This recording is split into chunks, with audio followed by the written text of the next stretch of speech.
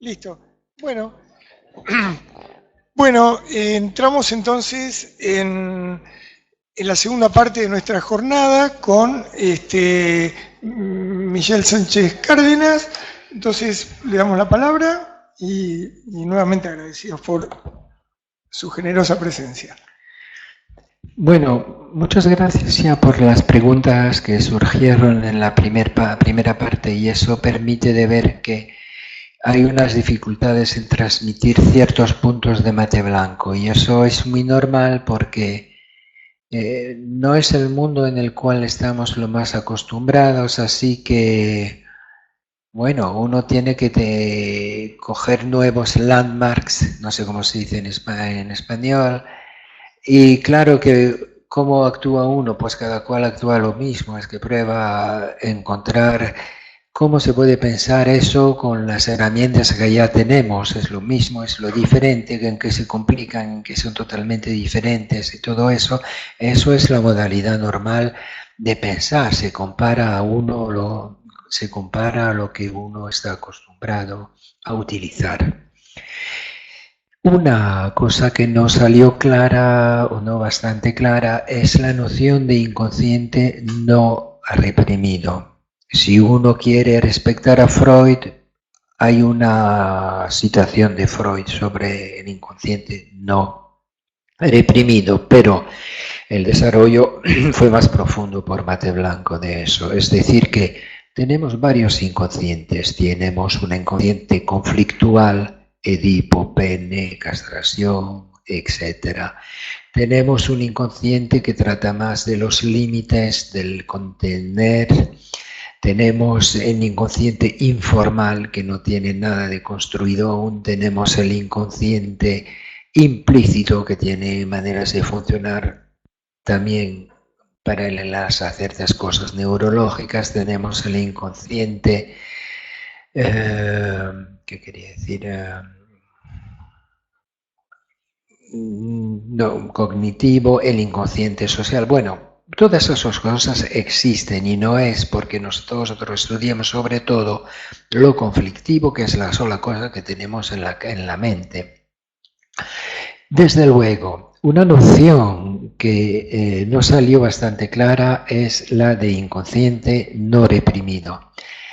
Lo que, sobre todo, lo que insiste Mate Blanco con este término es el hecho que hay cosas que son inconscientes, no porque son conflictuales, son inconscientes porque la lógica inconsciente no permite que vengan a la mente de manera clara.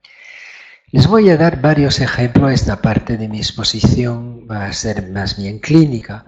Es la traducción española del papel que acabo de publicar recién en el International Journal, donde yo mismo probé de ponerme las ideas claras sobre cómo voy utilizando Mate Blanco. Y lo voy utilizando mucho. Para mí es una utilización cotidiana o, bueno, en todas las sesiones. Que eso no significa echar lo demás al mar. Otra vez dicho.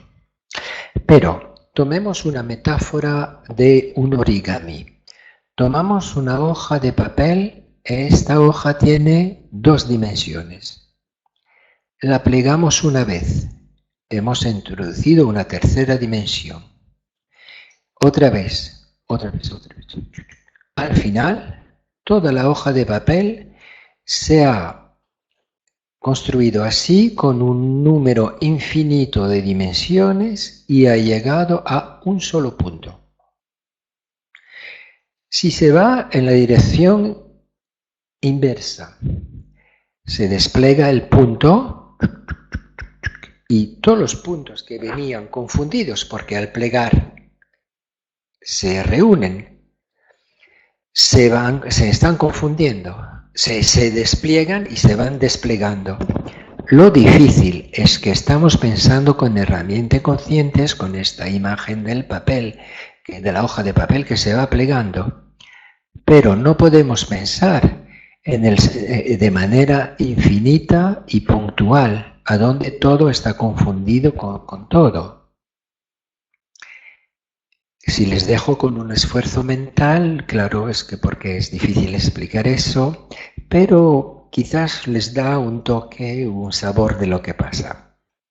Y vamos a ir un poco con eso, es decir, que lo más se va en el inconsciente, lo más dimensiones y lo más confusiones. Entonces, lo que es en el inconsciente no reprimido, pero estructural, es una cosa que no es debida al hecho que sea reprimido por causa conflictual, vamos a verlo en los ejemplos clínicos, pero que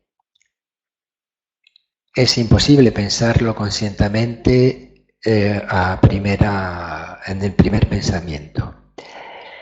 Se puede pensar cuando aparecen índices que algo infinito está ocurriendo en la mente. ¿Cuáles son los índices? Los índices son que aparece una infinitización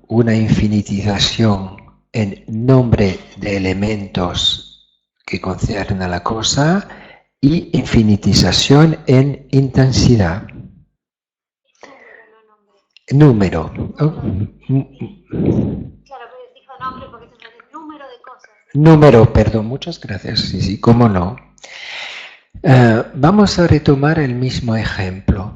Si se ve un desfile militar, se exponen las dos infinitizaciones, la infinitización en número de soldados y la infinitización de la violencia que va expuesta o del control de la violencia, que son la misma cosa. Desde luego, por ejemplo, si alguien en el sofá nos estuviera hablando de un sueño que hizo con un desfile ilimitado de gente que estaban atacando, se ve, eso es muy sencillo el ejemplo, se ve que la persona tiene, con el riesgo de ser invadida con esto, tiene la función proposicional, explosividad, agresividad, violencia, ataque a un nivel muy fuerte, y eso nos va a indicar que es un punto importante sobre el cual hablar. Entonces, estos ejemplos sencillos para dar una pequeña idea de la multidimensionalidad del inconsciente, de la cual trata Mate Blanco, y de la noción de inconsciente no reprimido. Eso no es un sentido contrario a hablar, a utilizar, por ejemplo, lo que se abordó, ¿cómo se dice landmark? Repère. Como tienes en la carretera, kilómetro 1, 2, señales. Ok, no es rechazar a los señales que propuso, por ejemplo, Freud. Voy a dar... ¿Cómo no? Muchas gracias. Por ejemplo, vamos a ver cómo se puede utilizar la sexualidad.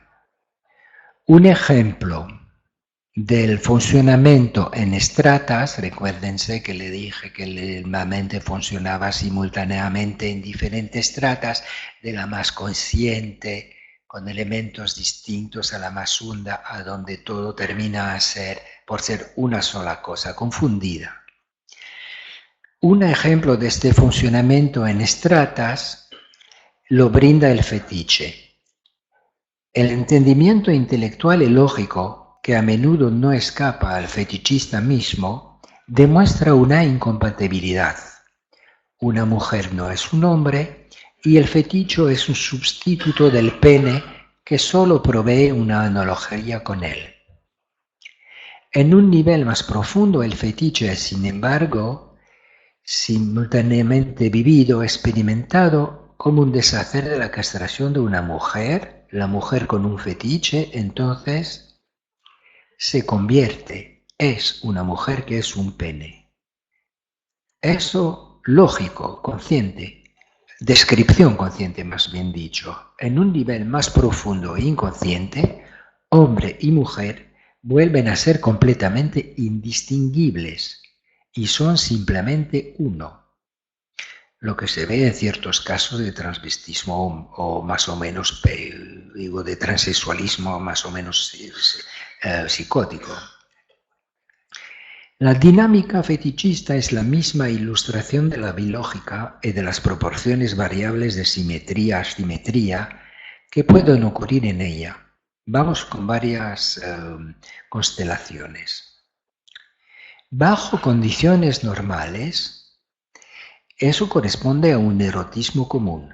Las transparencias y los accesorios constituyen los elementos básicos de la desnudez de una mujer hasta que finalmente se desviste y no se puede decir entonces antes que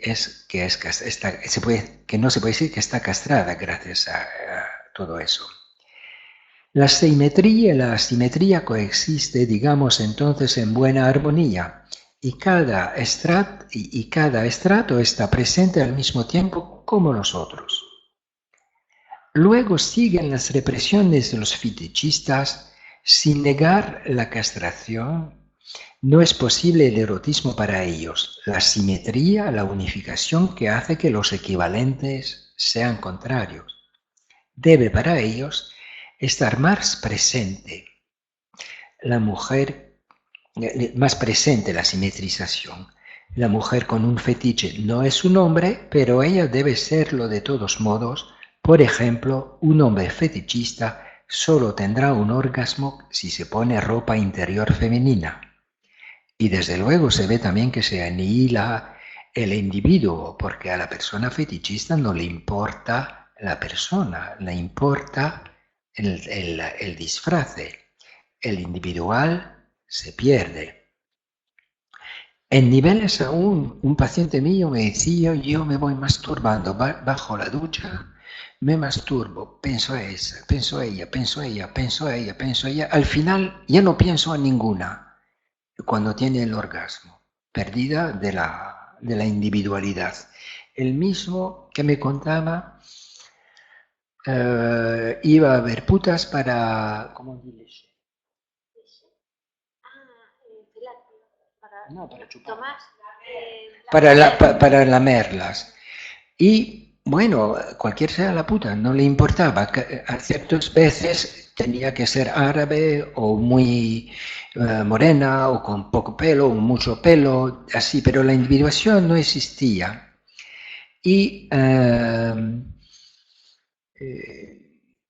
Pero a veces se paraba y se preguntaba, ¿pero qué es lo que me interesa a mí? Si este culo es de una mujer, ¿me interesa la mujer o no?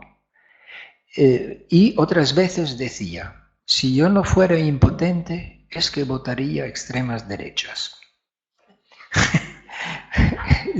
Se perdía la consistencia y probaba encontrar apoyos externos como políticos. Bueno, pero sigamos con la dinámica de simetrización sexual.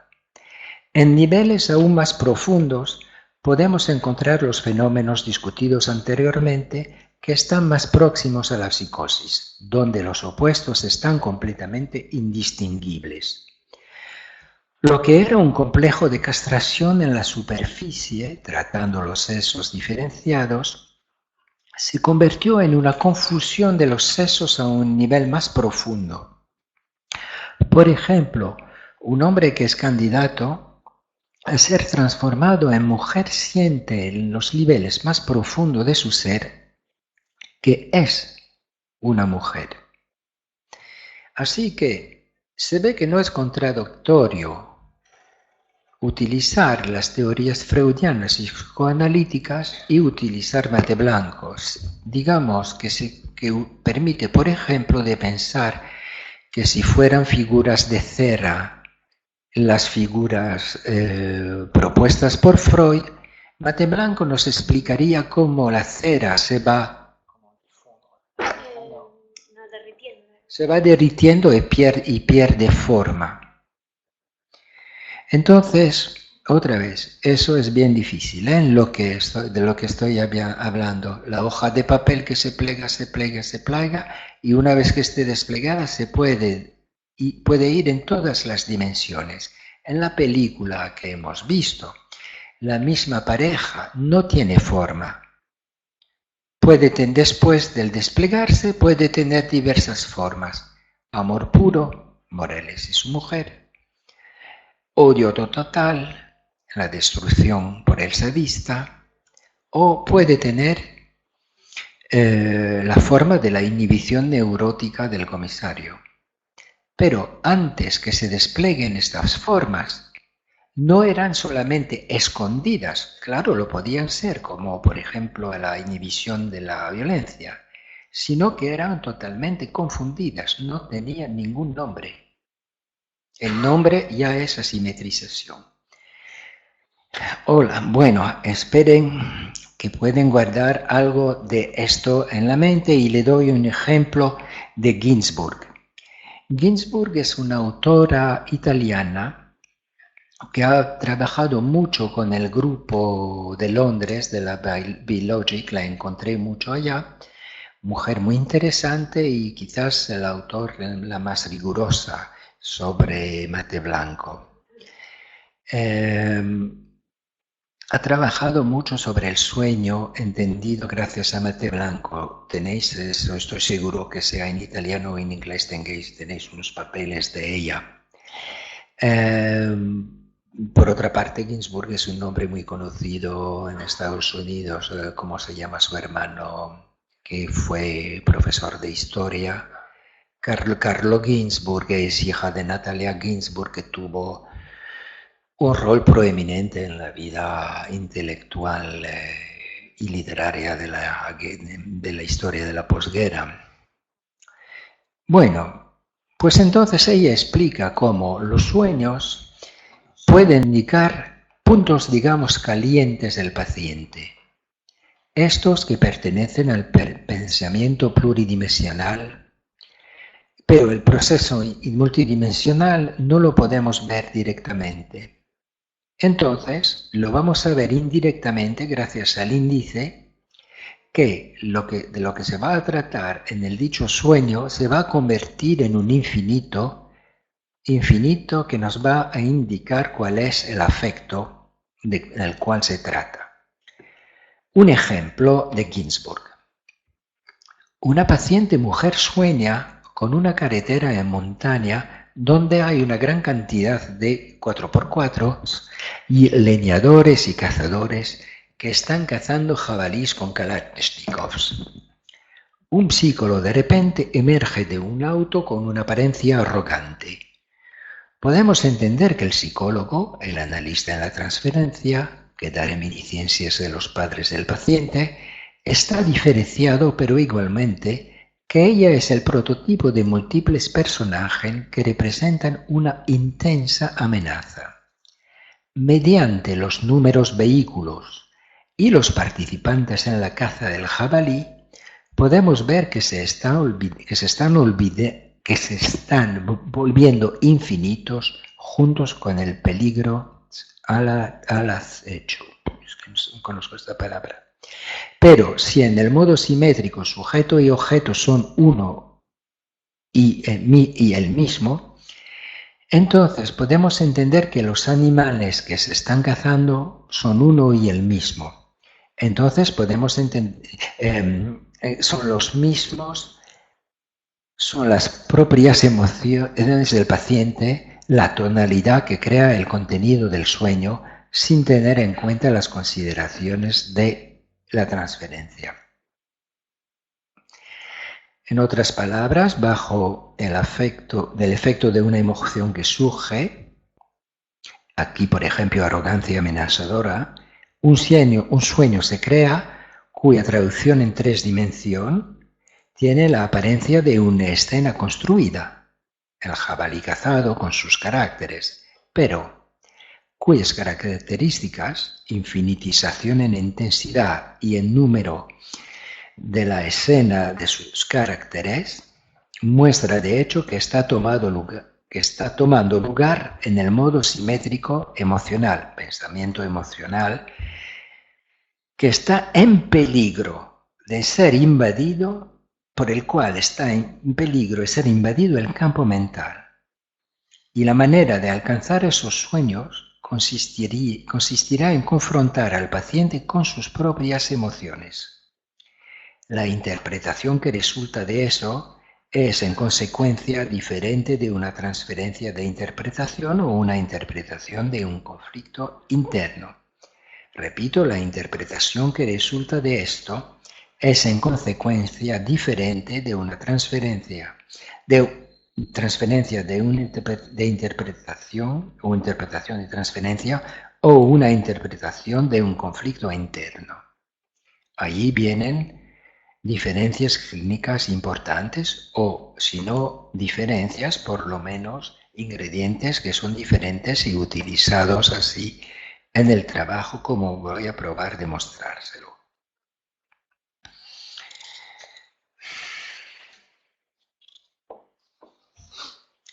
Bueno, primero, estoy probando como hay mucho por decir, estoy probando de ir a lo sintético. Creo que lo mejor sería que les cuente 2 casos clínicos y a partir de eso podremos volver a incluso más de 2. Solamente.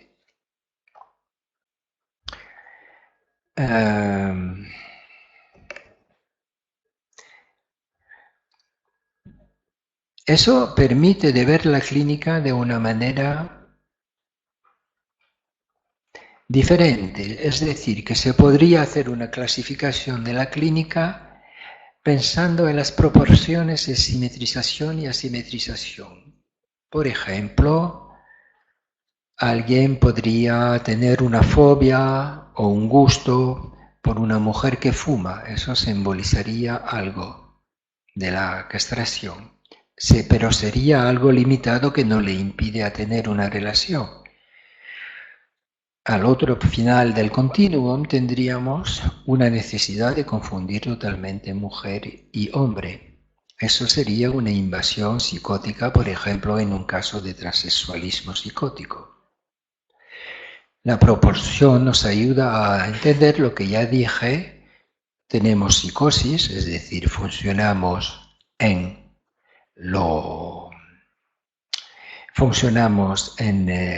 el delirio, pero eso nos toma más o menos totalmente.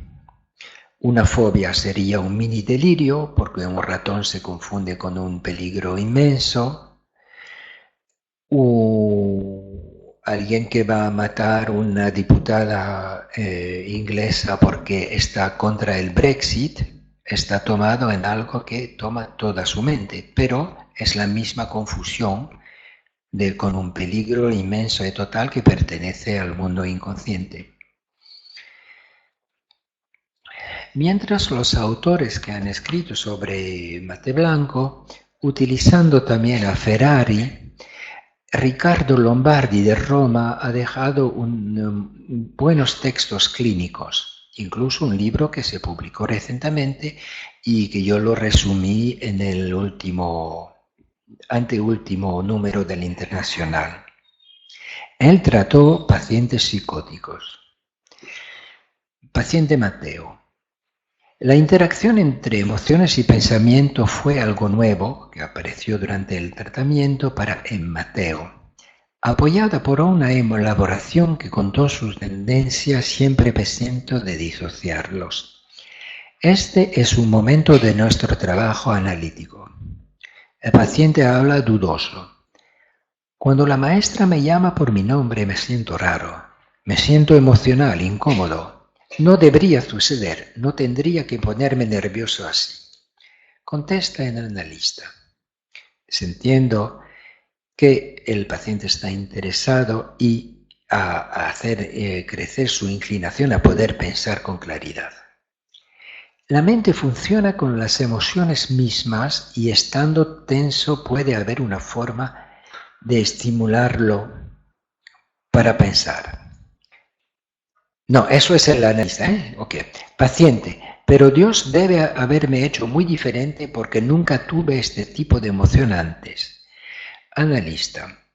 Pero ahora que las emociones están allí, usted tiene que aprender a manejarlas, aun cuando hay peligro de quedar completamente invadido por ellas. Para hacer esto, puede diferenciar entre emociones y pensamientos. Luego podrá experimentar las emociones y acompañarlas trayendo pensamiento a la operación. Vean, está utilizando Lombardi palabras muy sencillas y que está haciendo vínculos mientras algo indiferenciado y la aparición de pensamientos claros. Le va explicando algo a su paciente. Para hacer esto puede diferenciar entre las emociones, que no son tan claras, y pensamientos. Luego podrá experimentar las emociones y acompañarlas trayendo pensamiento a la operación.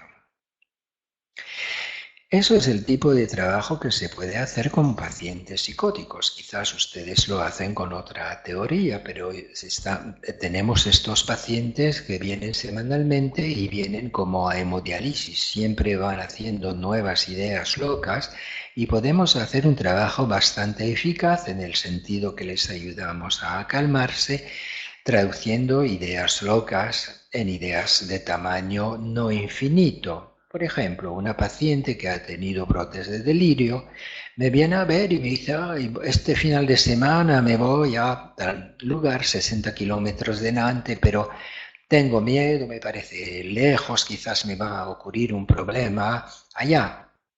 Y yo le puedo contestar, no, mire, nos podemos ayudar del hecho que usted ya ha viajado, no ha pasado nada de problema y me parece que le da un miedo que como si ya nadie iba a existir aquí y que se perdía totalmente el contacto conmigo, con vuestra familia y todo eso, que eso no es verdadero. Ah, sí, usted tiene razón. O se pueden hacer este tipo de trabajo que ayuda a la gente como metáfora útil, por ejemplo, una mujer con bastante dificultades en estabilizarse, con emociones muy fuertes, que tuvo problemas con la policía porque de joven maltrató a su niño. Utilicé la metáfora de los ascarianos, estos bichos que te dan alergia. Ácaros. ¿Cómo? Ácaros. Ácaros. En Francia tenemos en las farmacias unas fotos de los ácaros que están así. Parecen monstruos prehistóricos. Entonces, se va exagerando mucho a ciertas cosas y me dice ella misma, pero si pienso en los ácaros y veo que eso es una foto de los ácaros. Eso para pacientes que son bastante graves, pero se puede utilizar con pacientes que no tienen tales problemas. Por ejemplo, yo he dado el ejemplo de Marcel, que ha estado en el análisis en el diván. A ver, no voy a tomar el otro más bien. Voy a tomar el siguiente.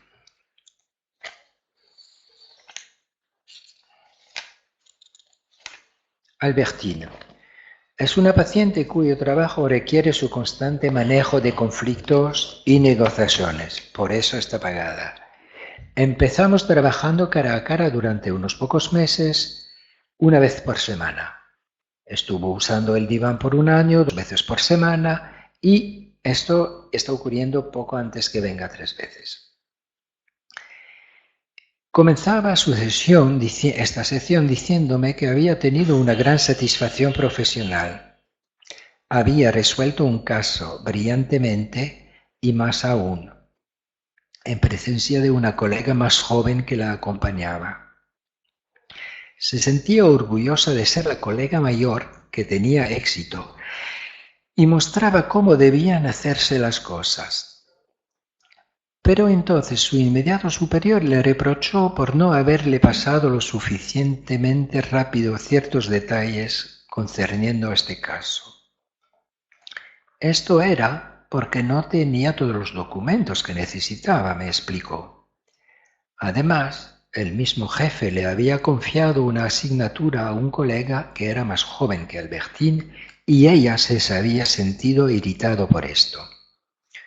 Como me di cuenta, escuchándola, de que los escenarios se estaban presentándome, seguían el mismo esquema que muchos otros, es decir, una infinitización, elegí interpretar.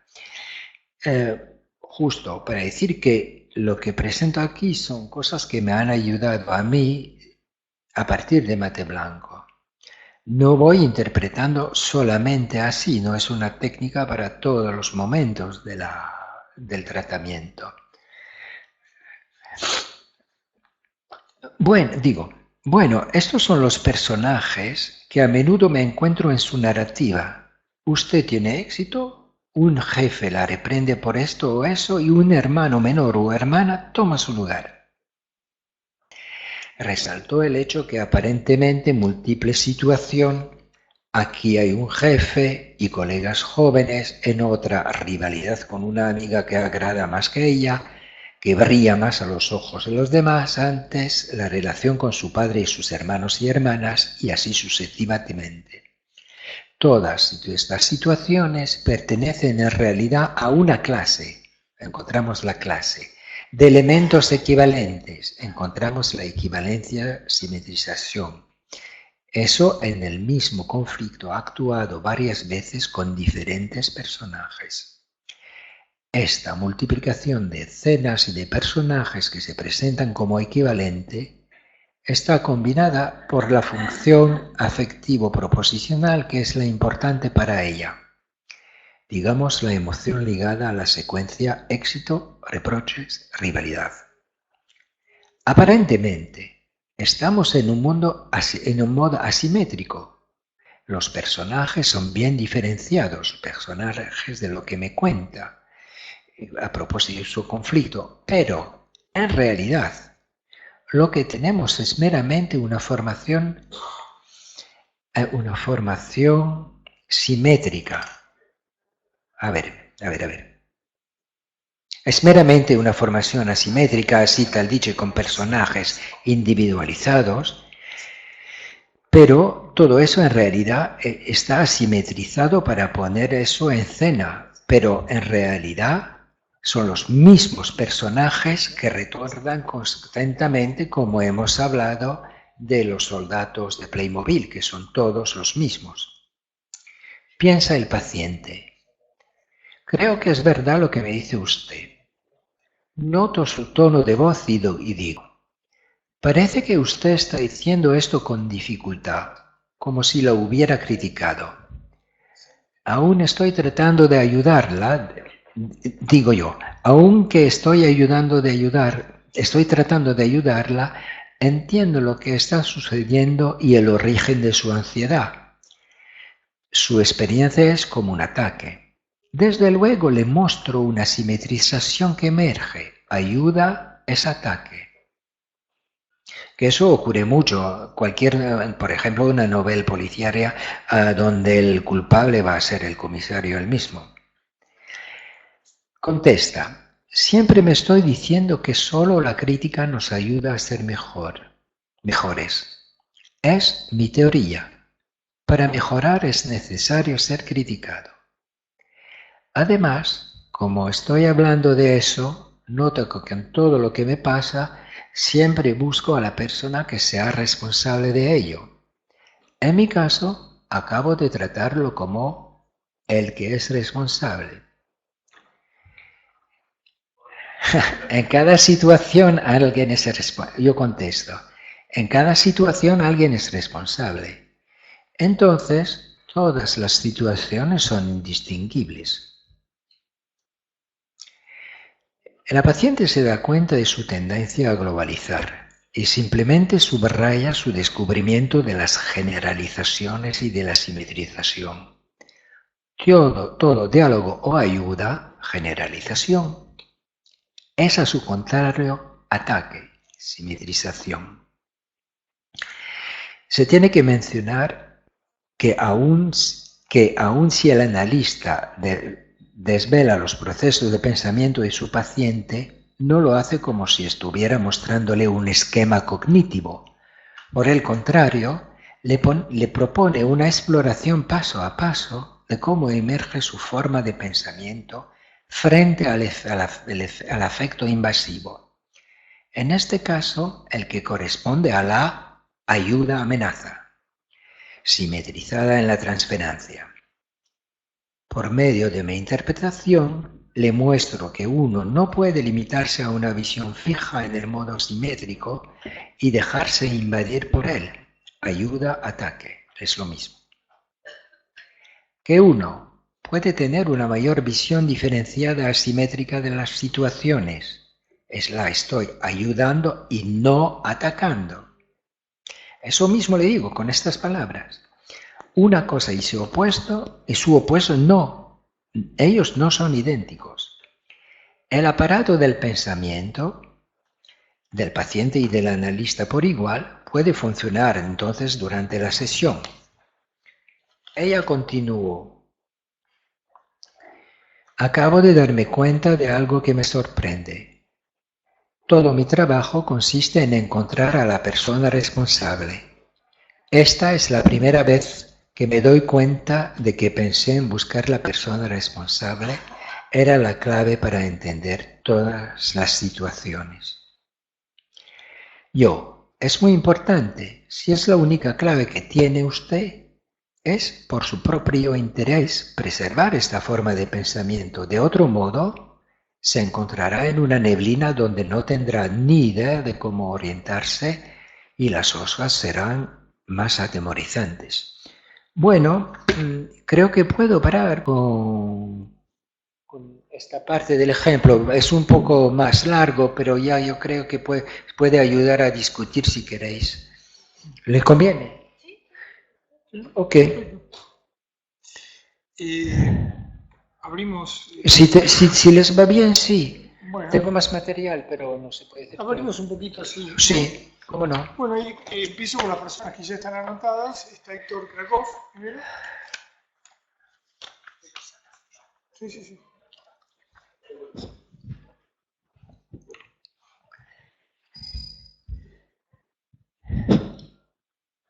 Ya hemos tenido un intercambio arriba en el segundo piso. ¿Amistoso? Más o menos. Sí. ¿Cómo no? Me pidió cuando volví a Francia.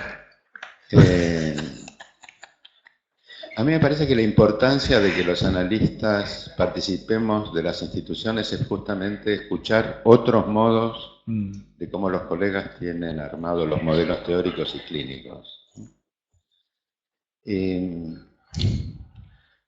Yo participo de la idea de que hay ciertas coordenadas teórico-clínicas que son insoslayables, por lo menos para mí, la relación asociación libre-atención flotante.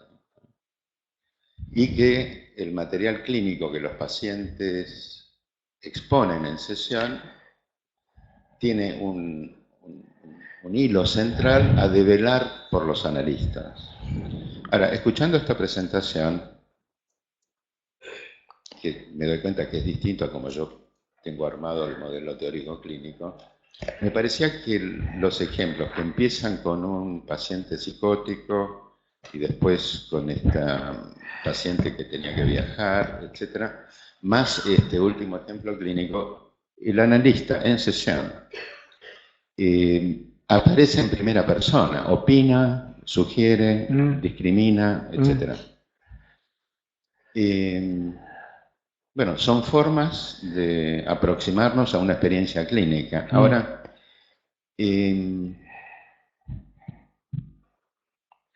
¿cómo hacer para juntar este modelo clínico con los fenómenos transferenciales y proyectivos? Porque si el analista es siempre el analista con nombre y apellido, y el experto, digamos así, tengo la impresión que se apaga un poco cuál es el material inconsciente. Claro, quizás dicho así, yo estoy presuponiendo un material inconsciente de otro orden a como está pensando el colega.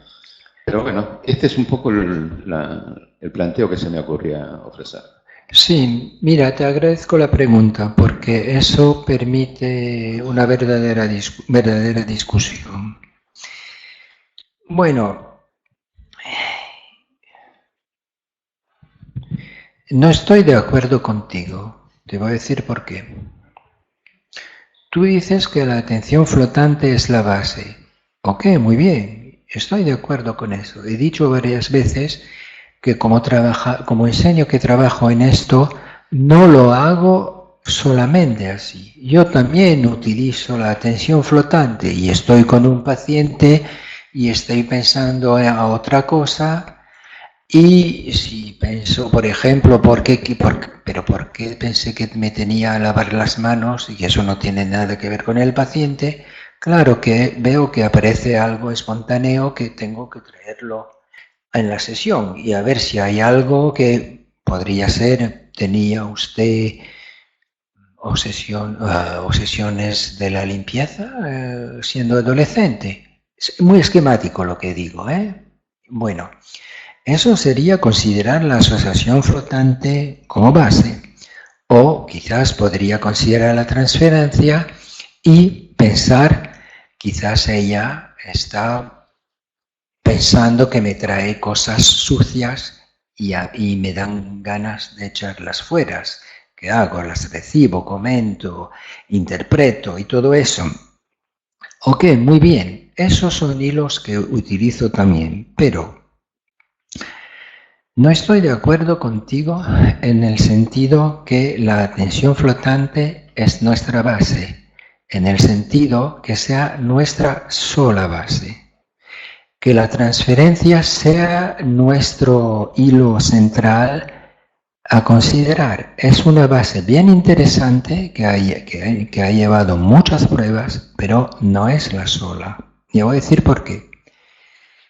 Es decir, que necesitamos todos un lenguaje común. Este lenguaje común se hace una reificación, un punto cero, como hay en el Parlamento, ¿no? Pero el punto cero lo puedes poner aquí o lo puedes poner acá. O si no hay punto cero. Bueno, y sería verdad también. Consideremos, por ejemplo, el caso de los vestidos nuevos del emperador, ¿no? Sí. Del emperador. Del emperador. Si hablamos de los vestidos nuevos del emperador, entendemos todo lo que pasa. Él es un emperador, creía que estaba vestido y es desnudo. Qué ridículo quedó este hombre. Bueno, tenemos una base muy clara. Un emperador existe, es muy rico, tiene que tener un muy buen vestido y su desnudez es totalmente ridícula. Cada punto puede cambiarse.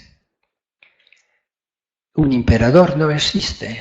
Por ejemplo, puede decir yo soy emperador por gracia de Dios, pero puedes contar que eso es parte de la historia del gran banditismo que consiste en tomarse todas las riquezas y no tiene nada divino.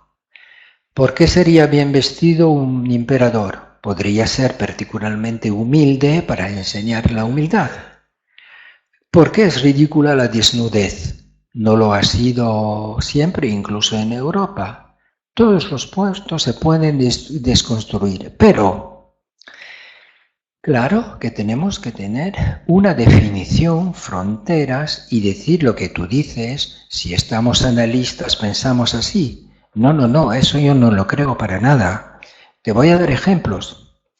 Si ves un texto reciente de Fonagy Allison, el mismo Fonagy explica cómo trató un caso difícil y que no le servía para nada. Interpretaba en la transferencia, interpretaba los contenidos, los mecanismos inconscientes y la sola cosa que estaba obteniendo era el mejorarse el paciente. Después de muchos años, eligió tomar otro modo de aborde del paciente. Le propuso más bien construir con él imágenes de lo que le estaba ocurriendo. Por ejemplo, ya está volviendo el monstruo, lo vamos a encerrar y todo eso, que puede parecer muy consciente. Entonces, Si tú quieres tomar la transferencia y el inconsciente como la base de nuestro trabajo, muy bien, pero tienes que saber que estás dejando fuera todos los aportes que te pueden traer el trabajo consciente, que es otra modalidad de pensar, y fuera de la transferencia. Quieres utilizar la transferencia como eje preferencial. ¿Ok? Pero ¿qué piensas del hecho que, por ejemplo, Lombardi o cuál otro autor mayor o Bolas hayan criticado esta insistencia sobre la transferencia como una locura grupal? Que no lo estoy diciendo yo. Eso lo dice Bolas, que ha sido en la escuela inglesa de la hora y del Iketnunk, que ha sido una psicosis grupal. Entonces, termino con eso. Claro que lo que tú dices son bases de nuestro trabajo, pero otras hay. Y una no es mejor y la otra peor, son otros aportes, hay que ver lo que pueden llevar. Desde luego, claro que en mi país yo creo que lo que he dicho y escrito no sería muy bien aceptado. Yo creo que por eso dije que soy de la Société Psychanalytique de París, pero lo que presento es un trabajo personal y también no es elección mía, sino que Mateo Blanco no interesa a ninguno. Bueno, pero eso no sería muy bien aceptado porque es fuera de la transferencia, es más explicativo y entonces eso podría caer con el juicio, con el juicio fatal. Eso no es análisis, que se va diciendo así. Bueno, pues aquí las bases de mi pensamiento y por qué defiendo eso. Además, no, como dije, no hago solamente este tipo de trabajo, pero es un trabajo al cual le doy ahora, en el momento de pensamiento que estoy, mucho valor, porque ayuda muchísimo y va deshinchando unas emociones demasiado fuertes y aporta mucha tranquilidad y la gente está muy contenta con eso. No es que yo digo que la gente está contento conmigo, es Mate Blanco también que lo dice. Al permitir a la gente de pasar del modo simétrico infinito a un modo más racional y tranquilo, le alivia mucho la pena y lo que parecía una resistencia se vuelve en trabajo sobre la resistencia, se transforma en algo feliz en la misma sesión. Entonces, eso, tu pregunta permite de hablar de esos puntos. Sí. Perdón, Michel. ¿Cómo no? Una pequeña moción de orden. Yo creo que lo que estás trayendo va más allá de Mate Blanco. Creo que estamos hablando de un debate absolutamente contemporáneo de lo que es el debate contemporáneo del psicoanálisis. Creo que Mate Blanco es uno de los autores metidos en muchos autores que están trabajando en la misma dirección. Creo que Mate Blanco es uno de los autores de pensamiento clínico que están trabajando junto a otros, que se está discutiendo en este momento eso a partir del pensamiento clínico. Entonces, por eso quisiera, tenemos media hora, hay varias personas anotadas, pero quisiera que haya intervenciones muy cortas, respuestas no largas. Hay mucho debate en este tema, creo que es un tema central del psicoanálisis en APA, en todo el mundo psicoanalítico. Entonces quisiera para que podamos intervenir todos, y yo creo que lo que vos estás respondiendo me parece que hay muchísimo acuerdo con lo que vos estás diciendo, pero que no es solo Mate Blanco, hay muchas personas que están trabajando en la misma línea, Sí. absolutamente psicoanalítica. ¿Te parece a mí? Sí, por ejemplo, tienes ejemplos de este tipo con, ¿cómo se llama? Williams, por ejemplo, también, en este tipo de está debate. toda la línea del enactment, en Sí, este momento en la misma claro, dirección, claro. con mucho fundamento metapsicológico muy profundo. Otro abordo en el enactment. Otro abordaje también. Con distintas líneas que son homólogas y van que concluyen, ¿cómo se llama? Confluyen en la misma dirección. O sea que me parece a mí que Es decir, yo lo único que me parece que es con fundamento metapsicológico, pensamiento clínico, así que me parece que no... En fin, adelante. Luis Vázquez. Bueno, muchas gracias por el material. En realidad no he tenido la oportunidad de verlo en detalle, pero sí me ha impactado el recorrido y me ha hecho, bueno, recordar a Freud, obviamente, al leer este texto, con cosas que Freud deja muy claramente establecidas, como es el proceso primario, el proceso secundario, la función inhibitoria del yo. Digamos, ¿qué aportaría este autor en este desarrollo freudiano del proceso primario y proceso secundario? Primera pregunta. Entiendo que acá se habla del inconsciente no reprimido, me parece que es algo muy interesante, porque el trabajo es distinto al inconsciente conflictivo. Es decir, uno no se mete en el complejo de Edipo, sino que en el lenguaje bioniano sería poner pensamiento alfa donde hay pensamiento beta, ¿no? Un paciente que tiene HIV, segundo paciente con HIV, los dos me dicen lo mismo. Me dice, te hablen más cuando se enteran del diagnóstico, entre vos y yo hay una distancia enorme. Vos estás de aquel lado y yo estoy de este lado. Eso a mí me impactó muchísimo, ¿no? Pero es cierto, como una madre que perdió un hijo y dice, ¿qué podés entender vos de la pérdida de un hijo? A lo que voy a esto, que corto es que hay cosas que son muy difíciles de poder pensar, de saltar, de poder comunicar y de clarificar, y eso hace a una esencia de la dificultad en nuestro trabajo. El pensamiento emocional, fundamentalmente lo que son las memorias emocionales y las memorias verbales. Cierro con una pequeña pregunta porque me quedó picando, ¿no? Vos decís que hay un punto donde todo se conjuga, se confunde, y en esto incluiste la sexualidad. ¿Qué pasaría, digamos, con la homosexualidad y la transexualidad si vos lo verías como puntos de falta de desarrollo del psiquismo en proceso secundario? Punto. Pero que hay varios que hablen primero, si no... Si no me voy a confundir las preguntas. Va a ser demasiado, perdona. ¿Eh? Me va a ser difícil varias preguntas. Bueno, pero por favor que sea... Ok, pruebo a contestarte rápidamente.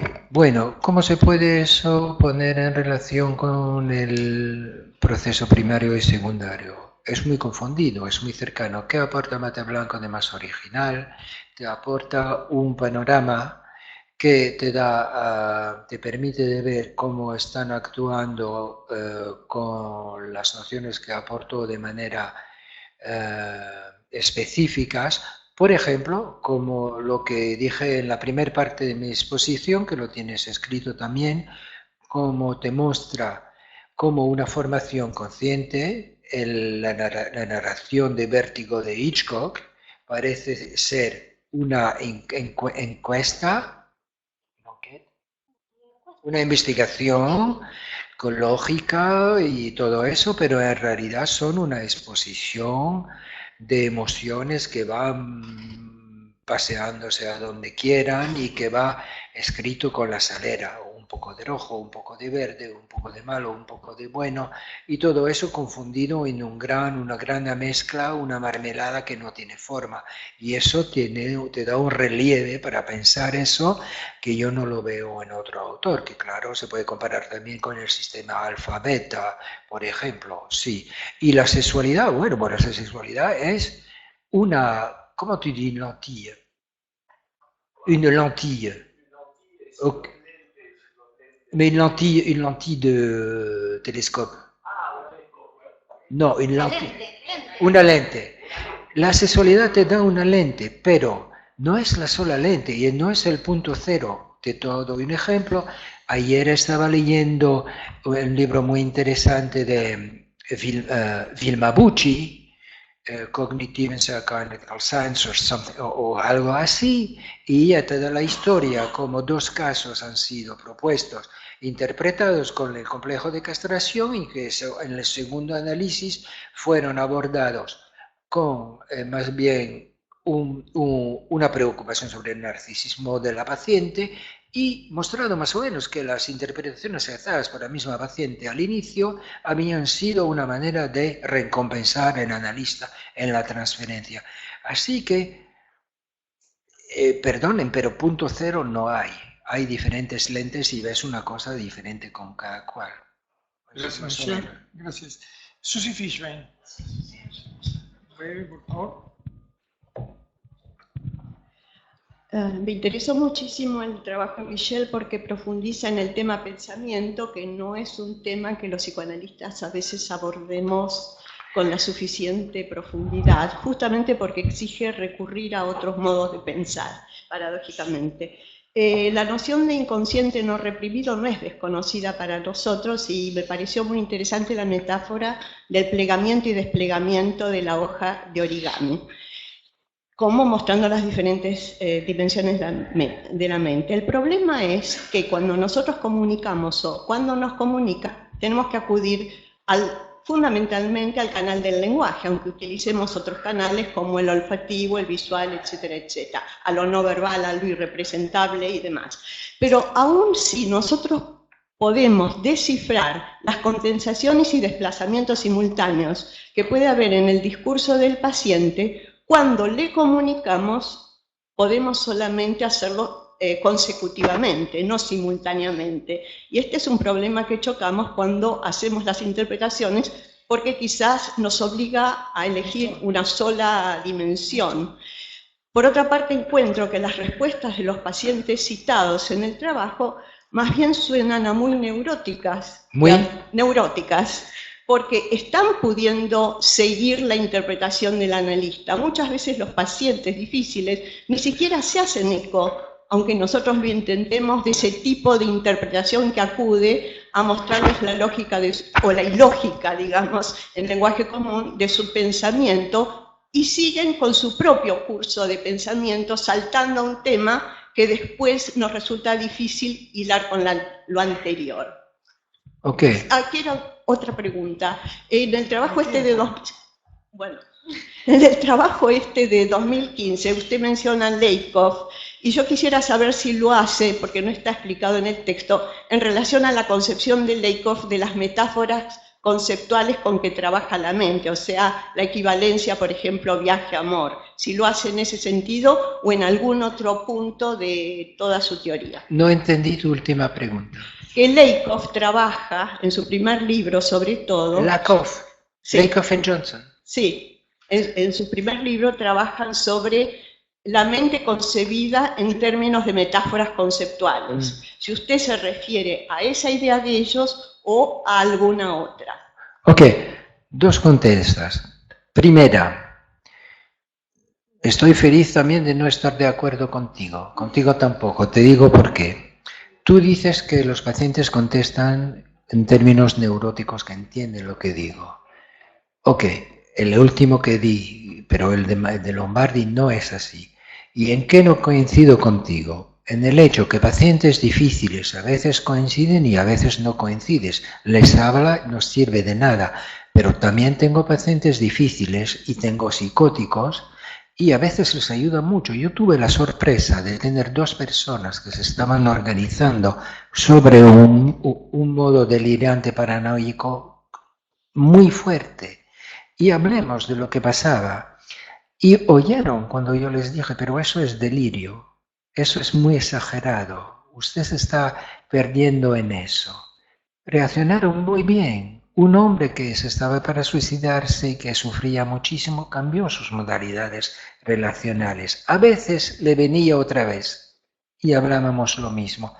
Ay no, usted se está poniendo en estos celos otra vez. Eso no impide que hayamos hablado de su homosexualidad, sus trastornos diversos, etc. Y yo sí, doctor, yo creo que sí. Y otro, lo mismo. Entonces, a veces no sirve de nada y la persona no oye nada, pero en lo que no coincido es que a veces sí, si no lo pruebas, no lo sabes antes. Por eso no estoy totalmente de acuerdo para decir que eso es solamente para neuróticos. La segunda cosa es que no me sirvo de la Coffey Johnson. La Coffey Johnson, yo tengo unos libros que son unas marcas importantes en mi vida. Y el Coffey Johnson sobre las metáforas lo encuentro una maravilla, tan corto, tan claro, tan agradable, y te enseña cómo el pensamiento está raizado en el cuerpo, pero no lo utilizo en este tipo de cosas. Gracias.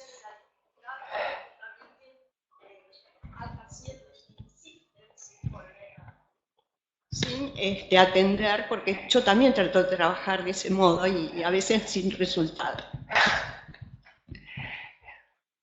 Bueno, Francisco Guerrini pregunta por ClickMeeting. De un lado de las aguas del leteo, ¿el analista como Caronte recibe sus monedas? Y lo contrario. Que no entendí nada de la pregunta.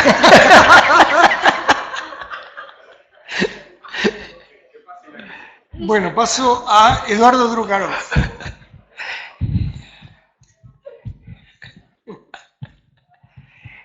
¿Qué tal? Buen día. Muchas gracias por el trabajo que nos estás trayendo. Me resultó muy enriquecedor su lectura.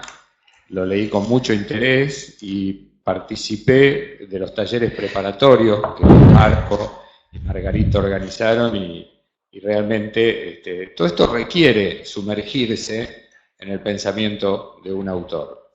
De las muchísimas cosas que me llevo como aporte y muchas coincidencias, quería destacar el punto cuando vos decís que tenemos una nueva posibilidad de trabajar sobre la resistencia y la reacción terapéutica negativa. Me parece que esto es así porque muchas veces los empantanamientos teóricos del autor se resuelven atribuyendo resistencia o reacción terapéutica negativa al paciente, y vos decís claramente que cuando vos podés ayudar a disminuir el afecto persecutorio que el paciente lo está invadiendo, con la que muy adecuadamente llamás explicaciones, el paciente se alivia, lejos de estar en resistencia, porque el analista le insiste sobre lo mismo.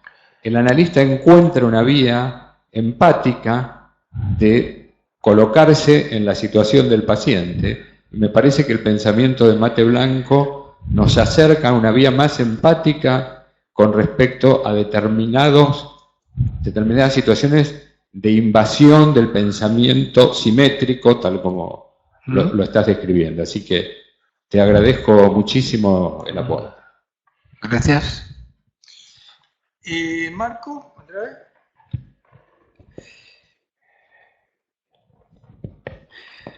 Cuando yo conocí o cuando aprendí que Mate Blanco existía, ya tenía muchos años de psicoanálisis, pero me pareció algo para ilustrarme muy interesante. Y una de las cosas que me aclaró mucho fue haber leído en Mate Blanco, con relación a las interpretaciones, que él conocía muchos analistas famosos, todos ellos trabajando muy bien y con mucho éxito terapéutico. Y entonces me vino a la mente que lo único que hay que hacer es trabajar bien, es hacer un procedimiento bien, y después empezamos a ilustrarnos con la teoría. Y una de las cosas que quería traer es sobre un paciente psicótico, que una época Pérez Esquivel había recibido el premio Nobel, y el paciente vino a decirme que ya había escrito la carta para la academia, porque era para él el premio. Y yo digo, ¿cómo es? Te traigo el diario. ¿Qué? Te traigo el diario a donde lo leí. Y me dice, Pérez Esquivel había sido arrestado 12 veces sin razón para ser arrestado. Y él había sido arrestado porque estaba vagando por su locura 12 veces, porque había contado. Entonces él tenía que recibir el premio Nobel. Y yo le dije, claro, pero ya recibiste. Si ya está hecho el premio, ya está entregado. Me miró y me dijo, ¿quién está loco acá? Y se puso a reír. Dijo, entonces vamos a ver otras cosas. Porque tuve en mente la idea de la función proposicional, de que era estar 12 veces presos y eso era todo. Bien. Eso. Muy bien. Héctor, ¿algo que querías hablar o ya está? ¿Estamos? Seguimos.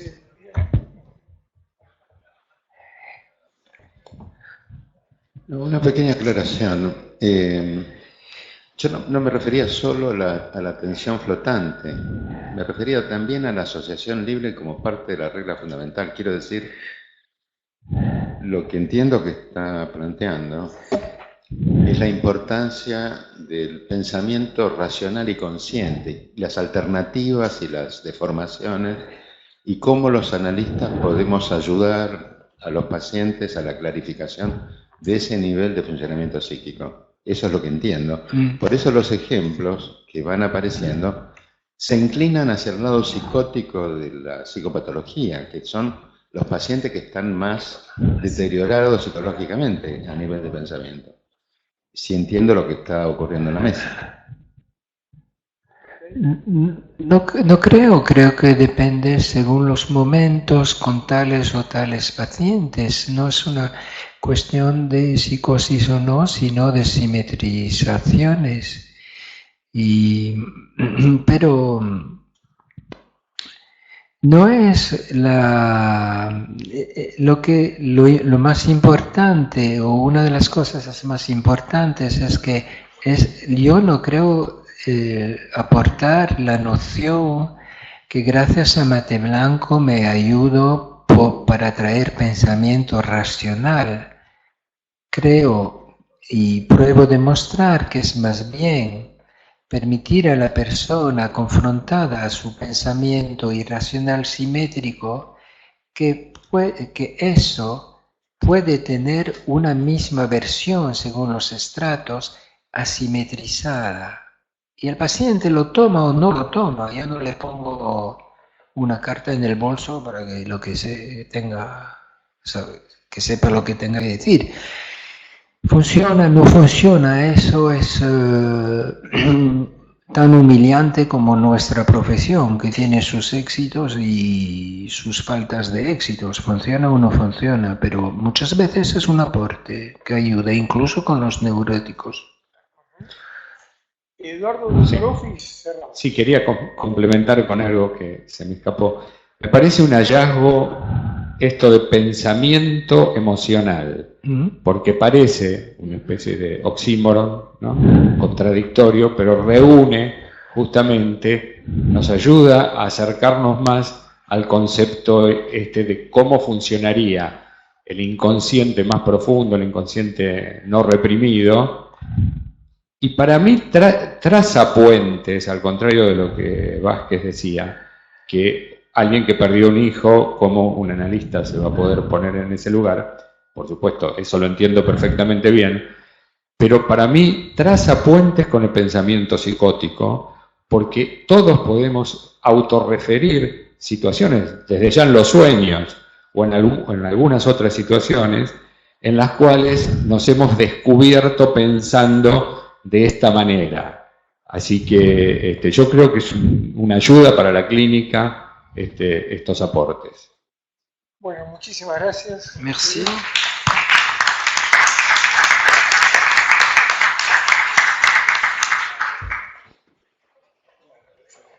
Muchas gracias.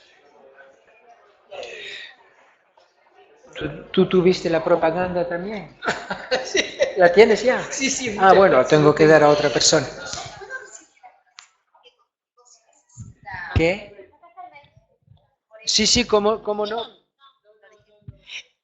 A los que quieran seguir conversando con Michelle,